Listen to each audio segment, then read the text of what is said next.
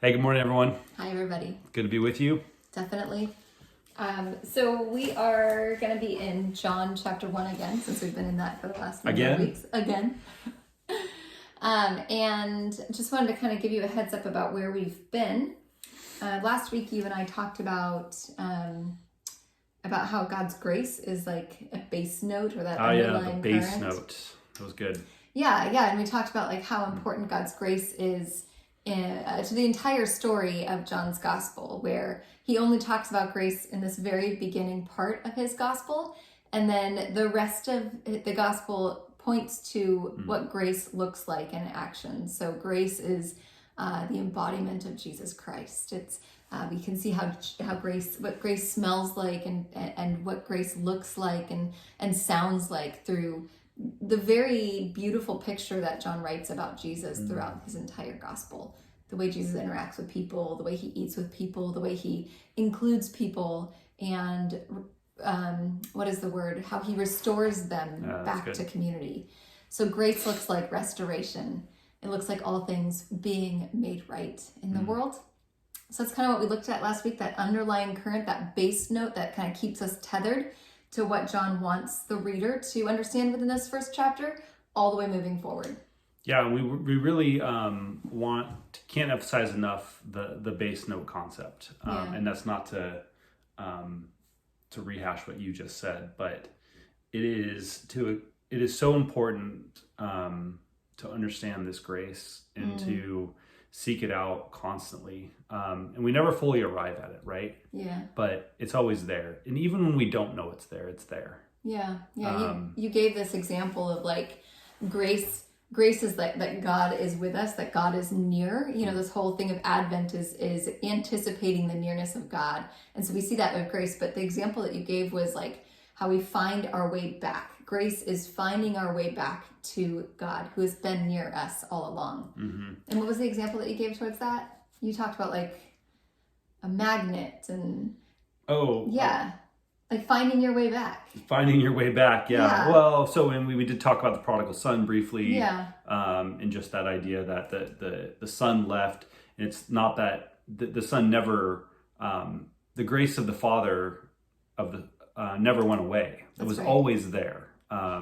And the son chose to sort of leave that and go, and then, but the son was eager and hungry to return eventually to home. And that's kind of what the bass note is. It's like it's that returning to, you're returning back to that place where you know you are fully loved and a beloved child of God. And there's nothing that can take that away. Yeah, that's really good. So go ahead. The bass note's where we want to start. And what we'd like to do is read through John chapter 1. And we're going to read 1 through 28 today. And this will be our last week in this particular part of the passage. And I was wondering if I could read it. Sure, yeah. When you read, or when he reads it, just, we've been reading this same passage, chunk of scripture for the last number of weeks. And today is the fourth Sunday of Advent. It is that Sunday of love. And so from that perspective of love, will you listen to these words as a prayer of love over you? Will you receive it as a gift of love written for you while Jason reads this? Yeah, and see if you can pick up on the bass note. It says, "In the beginning was the Word, and the Word was with God, and the Word was God. He was with God in the beginning. Through him all things were made. Without him nothing was made that has been made. In him was life, and that life was the light of all mankind. The light shines in the darkness, and the darkness has not overcome it. There was a man sent from God whose name was John.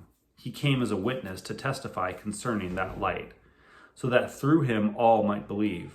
He himself was not the light. He came only as a witness to the light. The true light that gives light to everyone was coming into the world. He was in the world, and though the world was made through him, the world did not recognize him. He came to that which was his own, but his own did not receive him. Yet to all who did receive him, To those who believe in his name, he gave the right to become children of God. Children born not of natural descent, nor of human decision, or of husband's will, but born of God. The Word became flesh and made his dwelling among us. We have seen his glory and the glory of the one and only Son who came from the Father, full of grace and truth. John testified concerning him. He cried out, saying, "This is the one I spoke about when I said, 'He who comes after me has surpassed me because he was before me.' Out of his fullness we have all received grace in place of grace, already given. For the law was given through Moses, grace and truth came through Jesus Christ. No one has ever seen God but the one and only Son, who is himself God and is in closest relationship with the Father, has made him known." Now this was John's testimony when the Jewish leaders in Jerusalem sent priests and Levites to ask him who he was. He did not fail to confess, but confessed freely, "I am not the Messiah." They asked him then, "Who are you? Are you Elijah?" He said, "I am not." "Are you the prophet?" He said, "No." Finally, they said, "Who are you? Give us an answer to take back to those who sent us. What do you say about yourself?"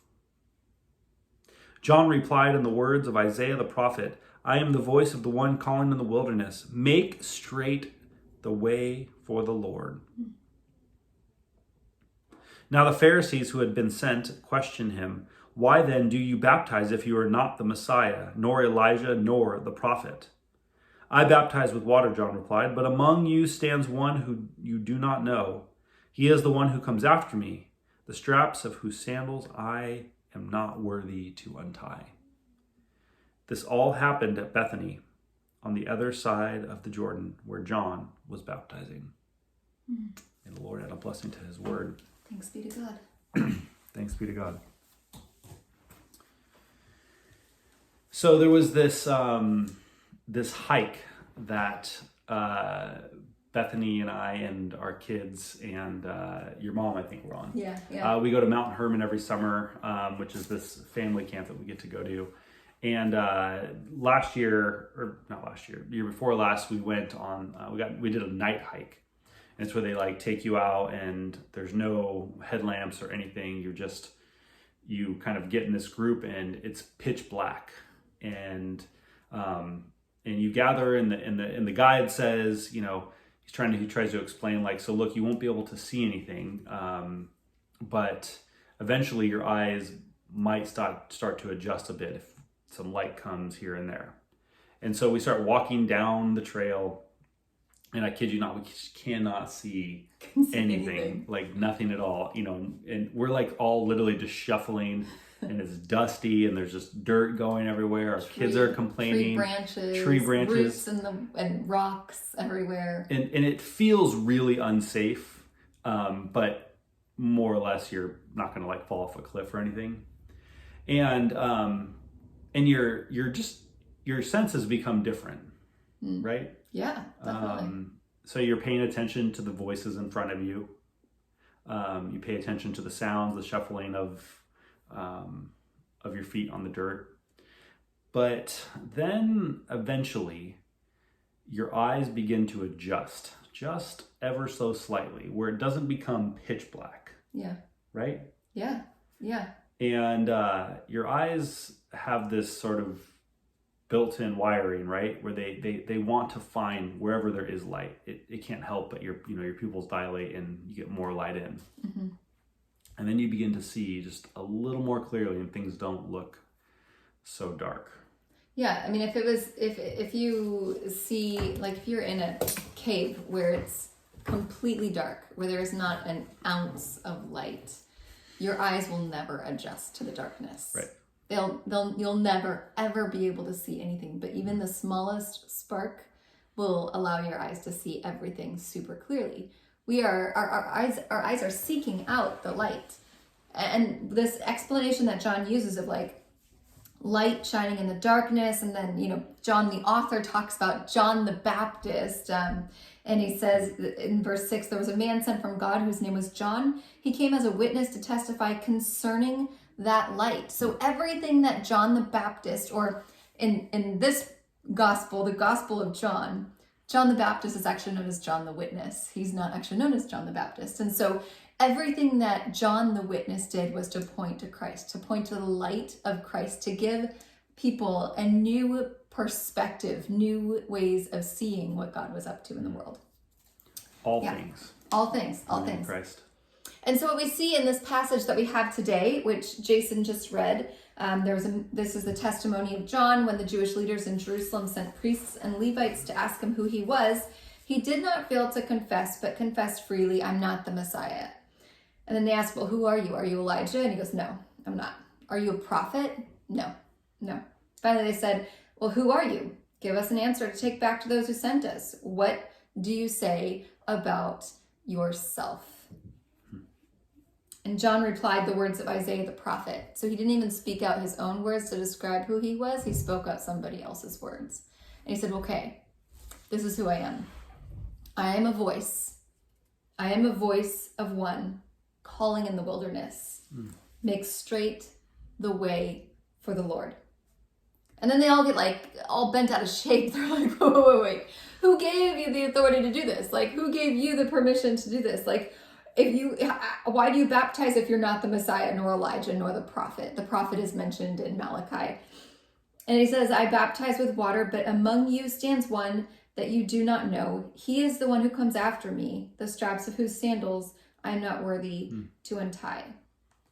So this is a big deal, because if you think about it, John, from the author's perspective, looks at John the Baptist, who we know as the Baptist, and never calls him that. He calls him the witness.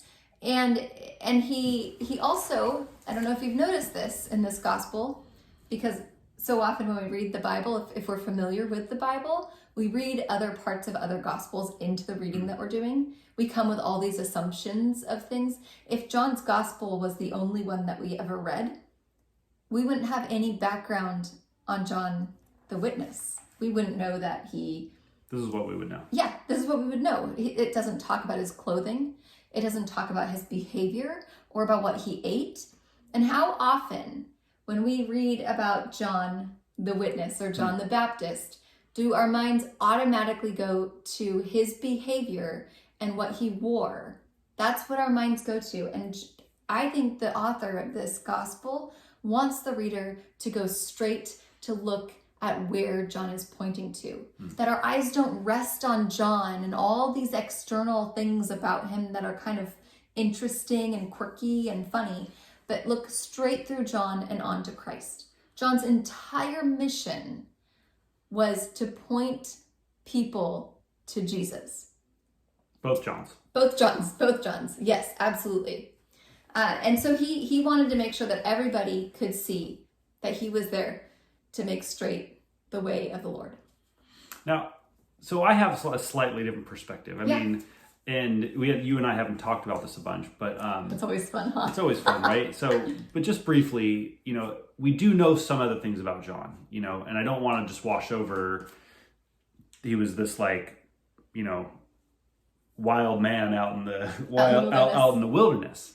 But I think that piece of detail, at least that we get in the other Gospels, and I know it's not in this one, and I think you're right. It's intentional that it's not there. But God comes to this guy. Yeah. Think about the time period and the amount of kings and emperors and the people that sort of reigned that had the voice. Yeah. And yet here's this guy. Totally. In the wilderness, who says, "I am the voice." Mm-hmm. I mean, the nerve, right? I am the voice of the one calling in the wilderness. He is not holding anything back. He is the only thing that matters is that I am that voice. Yeah. Pointing to Jesus. He knows his mission. He knows his mission, and it's because he pays attention to the bass note. Because the bass note is there. That's right. And he recognizes it. And he can't help but be compelled to just say, "Oh my goodness, I am the voice of the one calling in the wilderness. That's right. That's right. So he's out there in the wilderness, this voice, and he's baptizing people in the Jordan River. And the entire point of baptism, which we see here, is not just like this sense of cleansing people from their sin, especially from like the perspective of baptism from the Jewish perspective. It was a way of like converting Gentiles to Judaism, but he was also baptizing Jews. So there was definitely something about like what John wanted baptism to be was not just this ceremonial washing. It was something so much deeper than that. He wanted baptism to be something that points to the presence of God, that reveals the nearness of God, that God was doing a new thing, not just within the Gentiles who would convert to Judaism, but within Judaism itself. God was doing a new thing throughout the entire world. And John was there like ushering it in, making a way for that new thing to come about. And so people that were showing up, these Pharisees and these teachers of the law, and people that loved God and loved the law and had like the right hearts. Oftentimes we demonize the Pharisees. They were people that loved God's law. So chances are Jesus would have been a Pharisee. I don't want to demonize the Pharisees, but I bet that a lot of them were thinking of Ezekiel 36. And I want to read it to you because I feel like this gives us an idea of why John was baptizing in the river and why he was trying to do this to prepare the way for the Lord.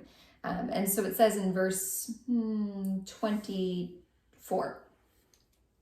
This is God talking, and God speaks through the prophet Ezekiel. He says, "For I will take you out of the nations. I will gather you from all the countries and bring you back into your own land. I will sprinkle clean water on you, and you will be clean. I will cleanse you from all your impurities and from all your idols." So there's that baptism of cleansing that he's talking about, but then he goes deeper. He gets to that base note. He gets to that grace upon grace, and he says, "I will give you a new heart. I will put a new spirit in you. I will remove from your heart, your heart of stone and give you a heart of flesh. I will put my spirit in you and move you to follow my decrees and be careful to keep my laws. You will be my people and I will be your God." That's the grace. That is that note, that beautiful picture of God coming near, of God switching out our hearts of stone for a heart of flesh, putting God's spirit in us and declaring a new identity over us, who we are as God's people. And we forget who we are, don't we? Oh, absolutely. Every day.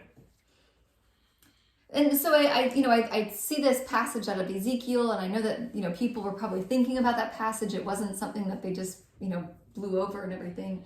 And it made me wonder, based on what we read in John, about John the witness, if he knew who he was, if he knew his identity, because he knew his purpose, he knew his mission, obviously.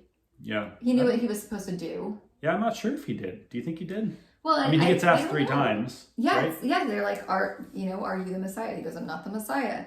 "Are you Elijah?" "I'm not." "Are you a prophet?" "No." "Who are you?" And then he gives somebody else's words to declare who he is. It's not his own words. It's a prophet's words.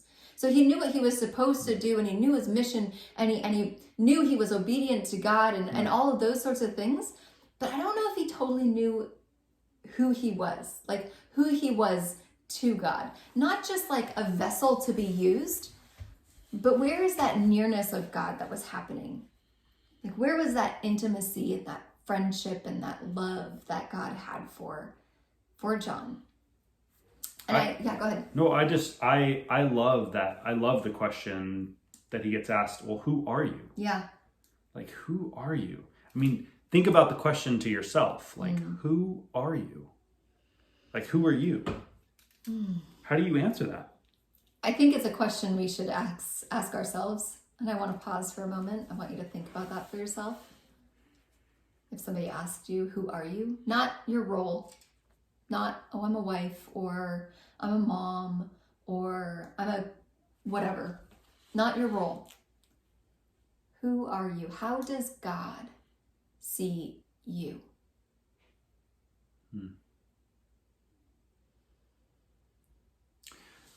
Such a great question. It's interesting when you meet someone.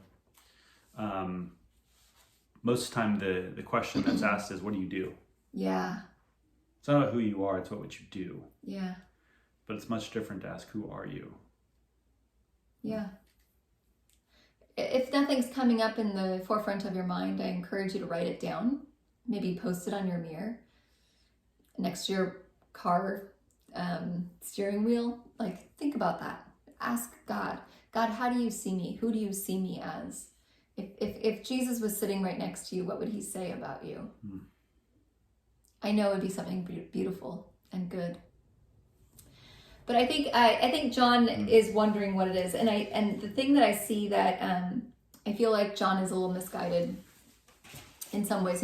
I think he's right on the money in some ways, absolutely, but also misguided, and I want to unpack that a little bit. Yeah, tell us more. This is good. Bethany's questioning the scriptures. So it says in verse 27, Jesus is the one who comes after me, the straps of whose sandals I am not worthy to untie. I threw Jesus in there. It says he, so I shouldn't say Jesus because I'm not sure if he knew exactly who it was anyway.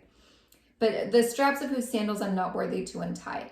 The way that it worked in the ancient Near East is that servants would carry the sandals of their masters, and they were responsible for their sandals, but never would they untie the sandals. It was like this, like no one was that low. So John is saying that I'm not only a servant, I am below the servants when it comes to where I am in this placement of God and man. And I think that is the right placement. Obviously, God is way above us. We are created by God. God is everything. God is our Savior, our Lord. He is our Redeemer. Like everything. We are nothing compared to God's greatness. And I think that John is correct there. But at the same time, God created us, loves us, and forever, perpetually we see this, in the beginning was the Word was with God, the Word was God, and he was with God in the beginning, and then that Word took on flesh. And so in the beginning, when God created, God wanted to be in relationship with us. It's like God is constantly trying to come near us, even putting flesh on, even sliding into the vulnerability of skin to walk this earth as Jesus Christ. God is forever drawing near, and we have the invitation to draw near to God, And so go ahead. No, I just sometimes think that it's not so much about us drawing near as it is about us being made more aware of God's already active presence. Yes. But it definitely takes it's a choice. It's like it takes a decision. Yeah. So you're saying John kind of had things out of order a bit. No, I think he knew his place. He knew his place, but I think his place wasn't where, it's not where he should stay. And I want to kind of unpack that a little bit as well, because you got me curious. So I think John, the author, wants us to understand who we are from Jesus's perspective, from the perspective of God who came near, because the light has come into the world so that the world and we can see ourselves clearly. We can have the right perspective. Our eyes can adjust to the darkness around us because a light has come in. And there's this new order of creation. There's this new heart that we read about in Ezekiel. There's this new way of seeing the world as our eyes begin to adjust. There's a fundamental need for light. And sometimes we have to adjust our eyes to see the light around us, where it might even seem that light doesn't even exist. So I think John couldn't see at that point, even though he's seeing the light, he couldn't quite see what the light was pointing to. He was pointing to the light, but the light was pointing something towards him, and he wasn't quite able to see it. I think he didn't know how important and how valuable he was, because God had declared him important and valuable and worthy. There was something that he wasn't able to receive for himself, it seemed. Later on in this Gospel of John, John writes about Jesus with his disciples. And he says that Jesus is talking to his disciples, and Jesus says, you know what, you guys, you are my friends. You are my friends if you do what I command. And we wonder, like, oh gosh, what are the commands? That sounds kind of weighty. But the command, he says, is my command is this, that you love one another as I have loved you. No greater love is this than is shown by the one who lays down their life for their friend. You are my friends if you do what I command. And we know what that, I mean, Jesus lived that out. Not only did he call his disciples his friends, not only does he call us friend, but he laid down his life for us. And I think sometimes we get this idea that we're like scum of the earth, that we are peons, that we are worms, that we are unworthy to untie Christ's sandals. But our primary identity is one of friend. And I know friend gets muddied through Facebook and all the people that try to follow you or you're following. But friend, when you think of your friends, think of the people you love so much. Think of your very best friend. It's the people you can be most real with.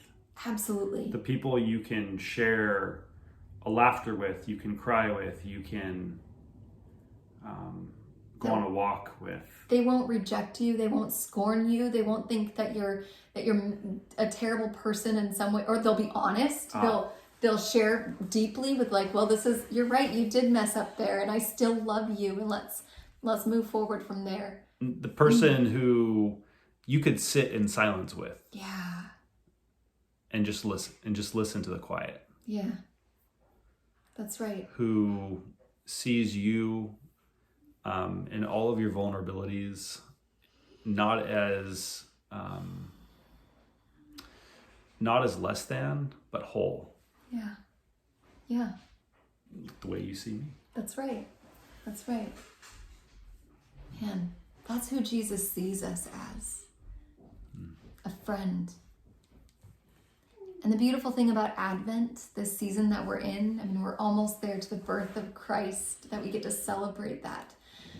But Advent gives us space to recognize what is already true about us and what is already true about God. And we can begin to see God as the one who has come near, that has always been coming near, will always draw near, and God has made us worthy to draw near. And it isn't from our own effort, it isn't from our own might, but it's from God who came, the Word became flesh and made his dwelling among us. That this God, that Jesus Christ lived with humanity, revealed his purposes to humanity, died for humanity, and rose again. And all of this is because God so loved the world. The base note. That's right. So may our eyes begin to accurately adjust to this truth, to this light that shines in the darkness. And may this truth become something that we truly believe. And may we always point to Jesus Christ, who is the way, the truth, and the light, and the life. Grace and peace. Amen.